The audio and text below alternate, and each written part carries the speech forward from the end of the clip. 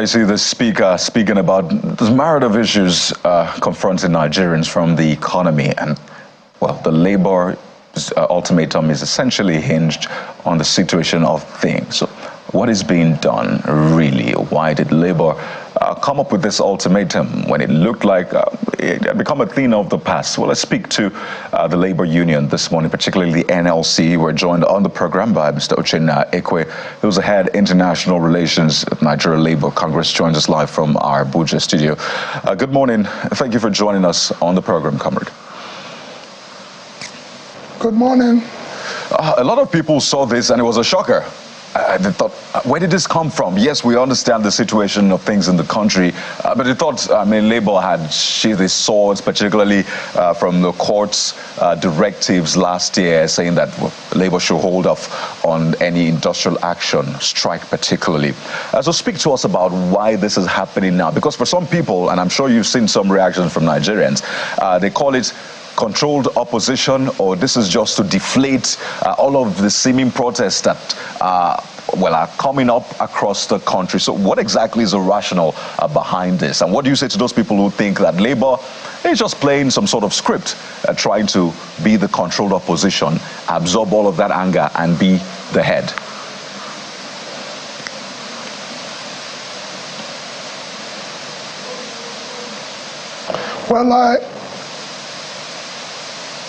Well, I listened to and saw some of the reactions.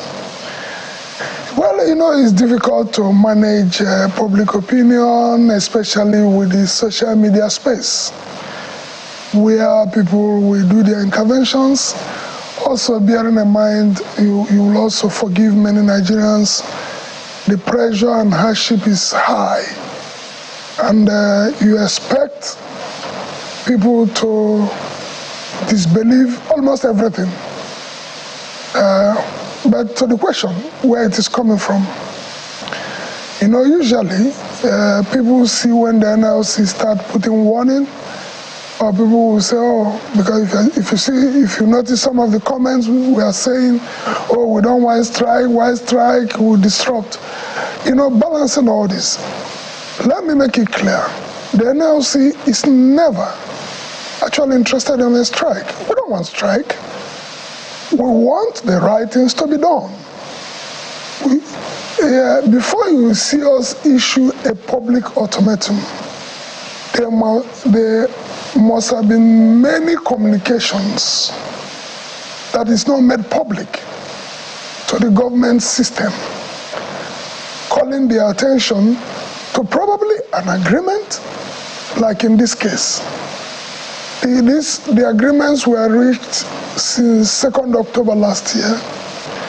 Many communications serving as a reminder to the government have been going on quietly, saying the 1, 2, 3, 4 things in this 16-point agreement have not received any attention. And we want you to address it. And you hear promises and you don't see any concrete thing. There were supposed to have been meetings, follow-up meetings, to deal with these matters. For example, when people say, oh, NLC want to play to the gallery for what? We agreed on an intervention fund. Many people have not received that intervention fund. Some have received. Even within the military, they received one tranche last year. They didn't get another till about last month. Same thing within the police, within the traffic police. The agencies that have not even started. You remember, it took the judiciary workers a threat to national action before even the discussions and implementation come on. There have been a lot of engagement from the NLC and TUC at sectoral levels. Some have yielded some result which we consider minimal. You You also remember, we reached agreement on the issue of provision of mass transit buses, the issue of making provisions for conversion of vehicle to CNG and provision of the same CNG to lower the cost of transportation. We've tried to follow up and say to government, no action is going on these agreements. All these reminders have been going on underneath without making noise about it. But no one can accuse the NLC of not being patient or the TUC of not being patient enough. Because from October 2nd to now, it is clear that probably some people are not interested in getting things to work. And somebody talking about control of position, what for? Are you saying that the workers we are now saying have not been paid have been paid? Are you saying that there is food available to people in their homes? Even the government themselves have accepted. You know, it was worrisome to us some 2 days ago, and I'm happy that the government is reacting differently now, and their statements are not collaborating what we considered a complete misguided statement accredited to the presidency, where it was said, people will say, oh, it is opposition that is sponsoring protests. And we felt that some people are also may probably living in another world, not realizing the true hardship. So that's also how I feel. If anybody feels that NLC is trying to block a protest, how? The pain and the realities are out there for everybody to see. All right, Mr. Ekwe, if you can hear me, if I can butt in at this point. It appears you're saying that there's a failure in collective bargaining. So it will be important for you to report and reiterate some of the things that were agreed. You talked about 16-point agreement between the organized labor and the federal government. So out of the 16, how many have been fulfilled, or no one has been fulfilled at all? So the reason for this ultimatum, is it because it's delayed, or there's no show of willingness? Because we saw in your release that you talked about wage awards and all of that. So maybe you can help us highlight some of these agreements and the ones that you feel by the thinking of organized labor is quite urgent, that should be attended to quickly so that this strike will not happen. Yeah, I mentioned it earlier. Many have not been touched at all. The wage award, as I said, have had only partial implementation. Partial in the sense, I mentioned here, that even within the military structure, that they've only have partial implementation. Police, they have partial implementation. Parastatals have had partial implementation. I recall I said that it took the judicial workers a threat to national action before they start receiving partial implementation. That is on wage award. The states, because part of the agreement was that the federal government should persuade the state to implement. Many states have not implemented, and there is no evidence of conversations and engagements by even the federal government with the state governors to get this implementation on. That is one. Secondly, the provision of buses, mass transit buses, at least in major cities, to cushion the pressure on transportation to and fro work, had not taken place. The conversion that was promised, that centers will be at various points in the country where people can convert. Those who want to convert their vehicles, buses, cars to use CNG, and the provision of points where people can also fill their tanks with the CNG. Those have not happened. We agreed on going to follow up supervision and seeing that the refineries are gone into working. Those supervision, those stores have not happened.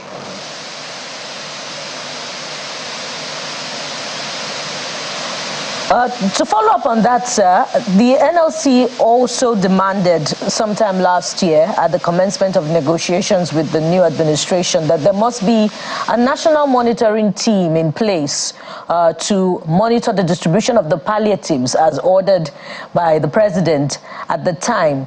And the TUC president, in fact, made commitments during at different times during interviews on our sister programs that the state NLC would be monitoring the distribution of palliatives.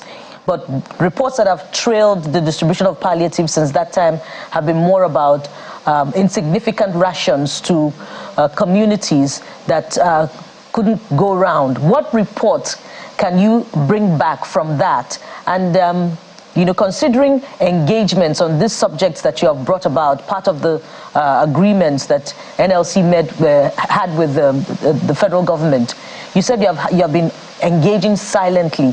What are the feedbacks that you've been getting from government, if indeed you have been engaging in negotiations before we got to this point? Thank you very much. Yeah, on there are three prongs to the question you just asked. First is that on the palliatives, yes, we agreed that states will monitor. The feedback from that is that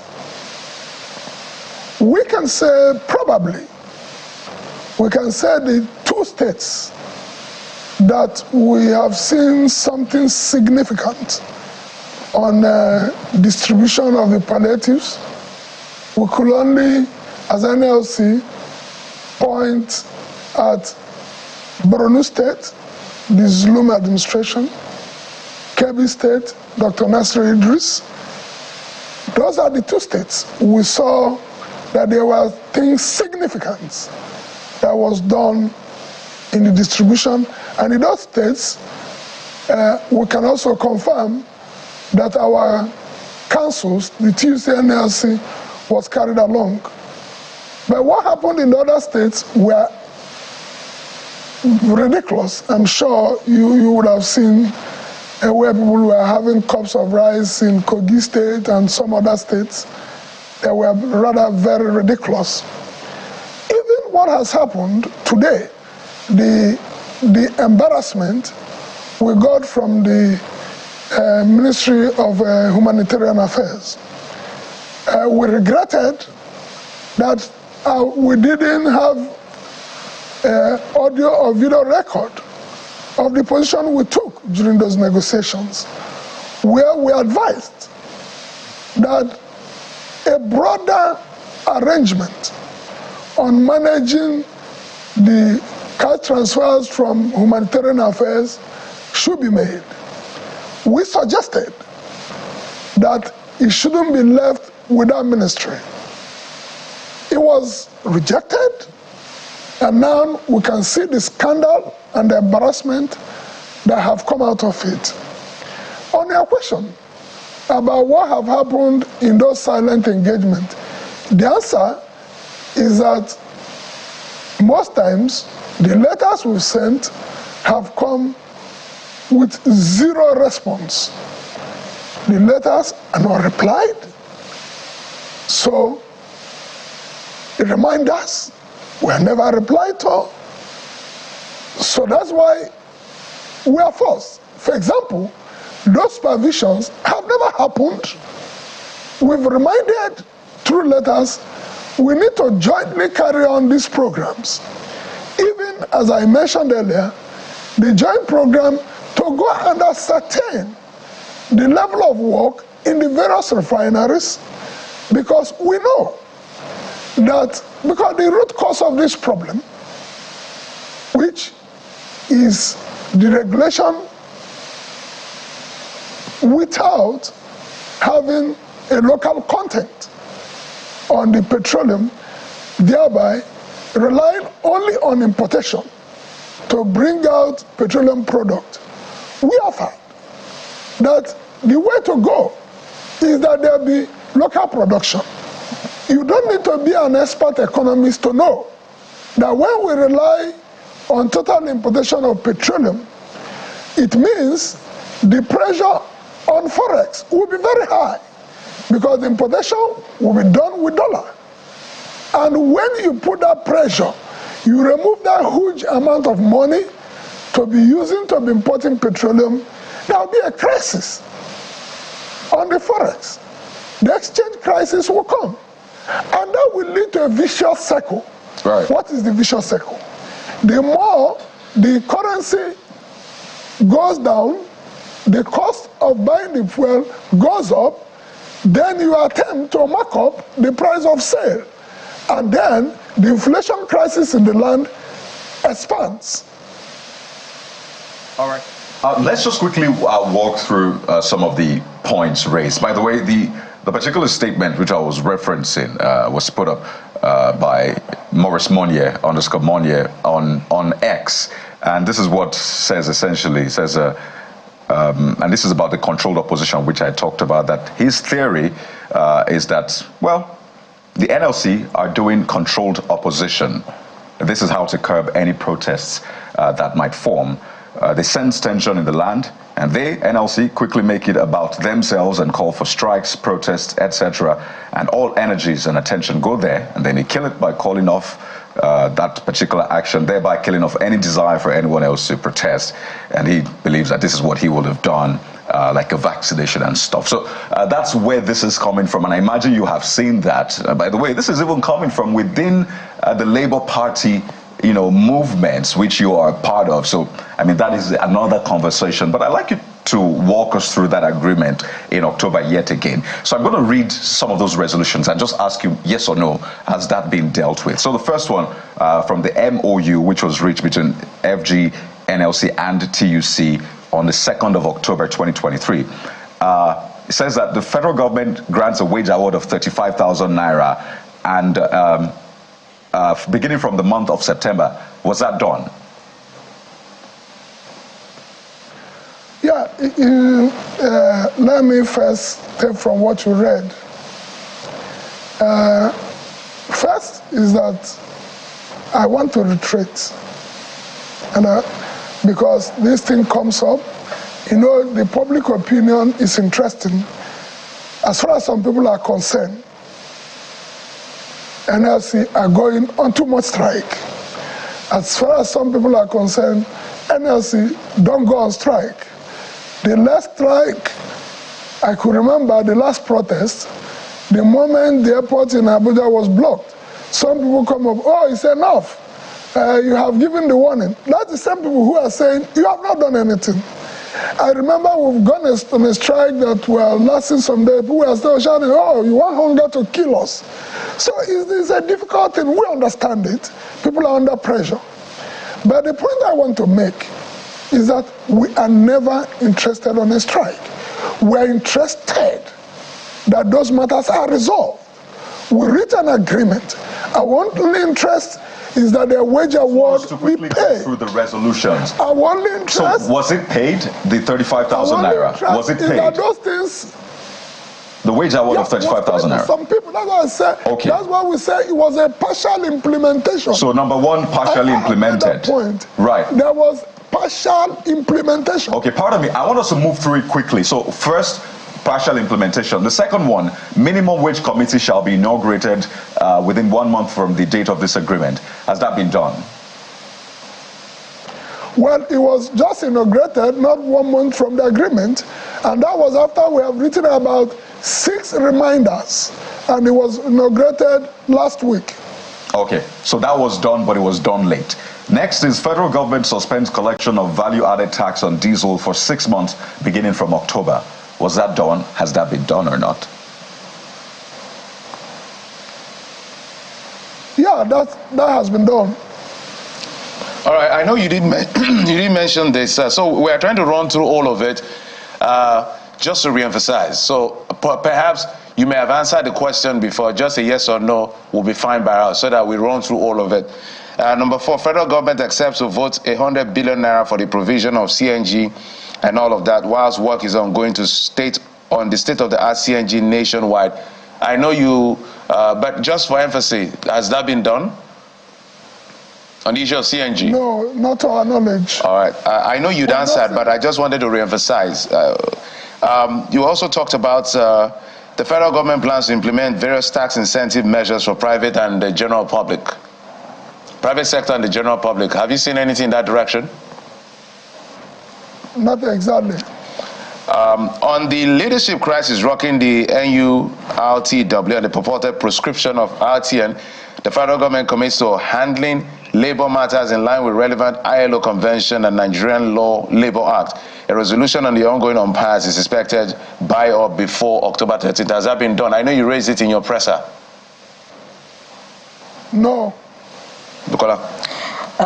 This next one, the issue of outstanding salaries and wages of tertiary education workers in FG-owned educational institutions being referred to Ministry of Labor and Employment for further engagement. Has that been done? Well, the engagement is not supposed to be a talk show. Yes, engagement started, but since then nothing has been done. And this one says FG will increase its initiatives on subsidized distribution of fertilizers to farmers across the country. Has that been done? Not in practice, talks. That's why we say it is no more time for talking. Let me just quickly follow up on that. Is that part of the mandate of the monitoring committee that the NLC-TUC demanded last year? And did the NLC-TUC include that in its monitoring, besides palliatives distribution and the distribution of monies under the humanitarian scheme? Yeah, you know, even when I spoke earlier, I talked about that we raised the issue of the need, both the fertilizer distribution, the cash transfer, to have a joint team that will deal with this. So that first, people will have confidence in it, that the list and the names will be jointly collected so that it will be transparent and people will trust it. That was not done. And that's the next one. Reminders have been made too. And it's important to those criticizing the NLC. I'm happy you are reading out those details. I am sure most of them never paid attention to those details.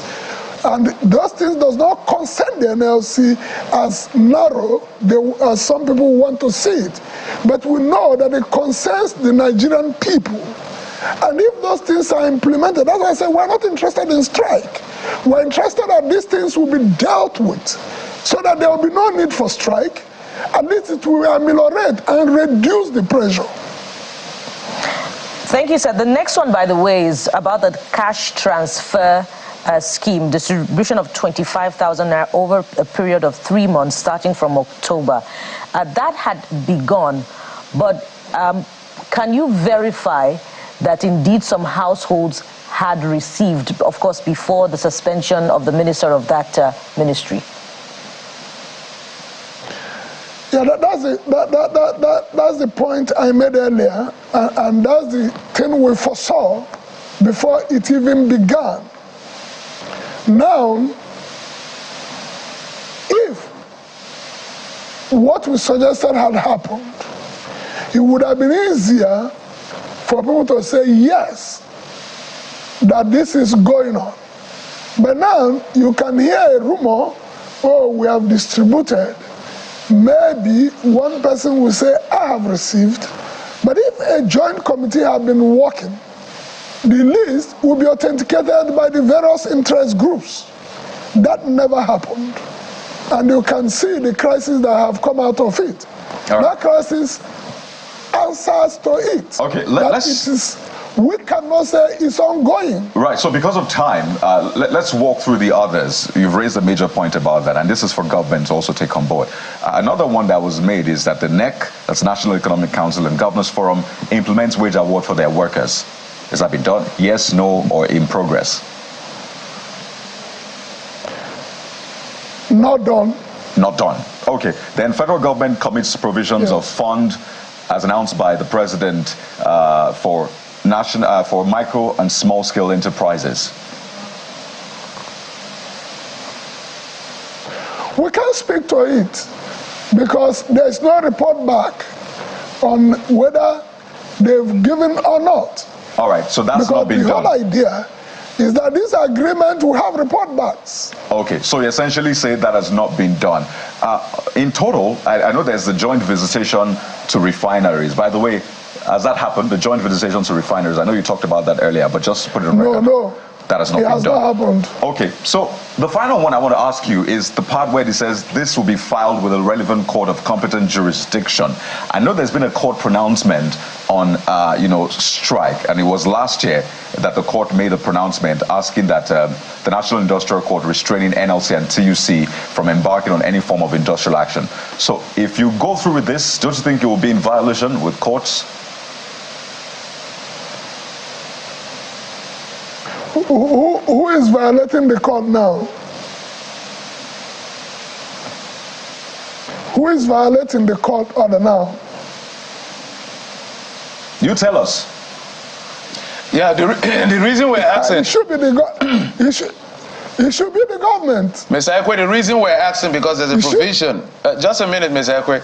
The reason we're asking, that Kayode is asking on that particular one, because in the 13th provision of that resolution, it says all parties commit to henceforth abide by the dictates of social dialogue in all your future engagements. So that's where we're juxtaposing court and social engagement vis-a-vis the threat for a strike action. That's what I'm saying, that the people who are now violating that is the government, who have not been engaging on social dialogue, whom we have written letters and they are not responding, who have waited to have an ultimatum, whom we hope that the ultimatum will bring to the table. And if they don't, they will be the one who have violated social dialogue. Right. And they should be held accountable by the court. Well, from what you've reeled out, it looks like the federal government has not performed well on all of those resolutions. So we'll wait to get feedback from them. We wanted to have this conversation, so we'll put all of it on record, and then we'll get the federal government also to respond to this. But we'll have to thank you so much, Mr. Uchenna Ekwe, who's the head of international relations, the Nigeria Labour Congress. So thank you for your time, and we wish you the very best, at least for the good of the Nigerian people. Thank you very much. Thank you for having me.